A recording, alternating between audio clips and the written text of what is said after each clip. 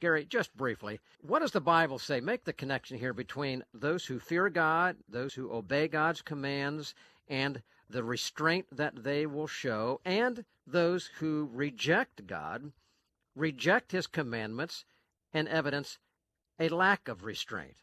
Well, I will go to one Old Testament passage and one New Testament passage, Sam. First of all, in the Old Testament, in the book of Ecclesiastes, chapter 12, verse 13 and 14, it says, "Let us hear the conclusion of the whole matter. Fear God and keep his commandments, for this is the whole duty of man. For God shall bring every work into judgment with every secret thing, whether it be good or whether it be evil." There we see particularly in the 13th verse, there is that direct command to fear God and keep his commandments. That's our responsibility as human beings. And of course, we know that begins by trusting the Lord Jesus Christ and serving him. So when we fear God and keep his commandments, then we will be living in a righteous way.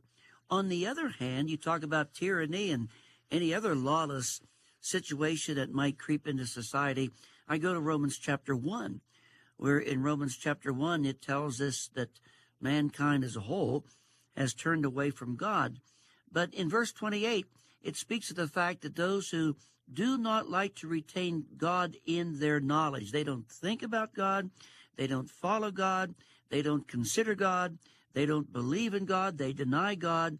It says there that God gives them over to a reprobate mind to do those things which are not convenient. And then it lists a number of things, one of which in verse 31, it says they are without understanding, which simply means they cannot think righteously.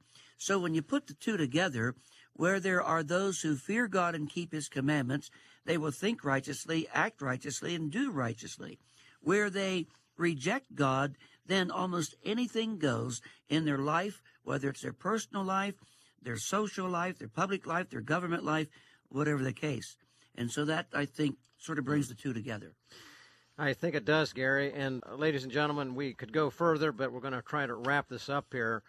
The point I wanted to make here is that when you see the actions of tyranny, as in the case of the Attorney General in Michigan, or when you see the blatant arrogance of those who are in Washington right now, many of them involved in impeachment hearings, and you hear the lies and the deceptions, which are clear, and they've been caught. It's not a matter of opinion. They are flat-out lies and deception, and you say, how in the world is this possible?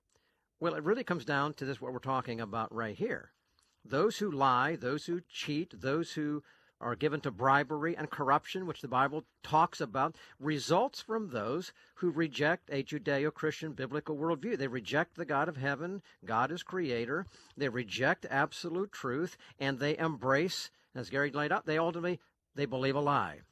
And when that happens, they believe with strong arrogance that they are doing the right thing, but they've reinterpreted what is right and what is wrong. Which is why it's so important that all of us who say we are patriots and conservative and Christians in particular, and so that we understand that this is a worldview, and we're competing in a space with other people who hold to a completely different world view. Very, very, very important to know.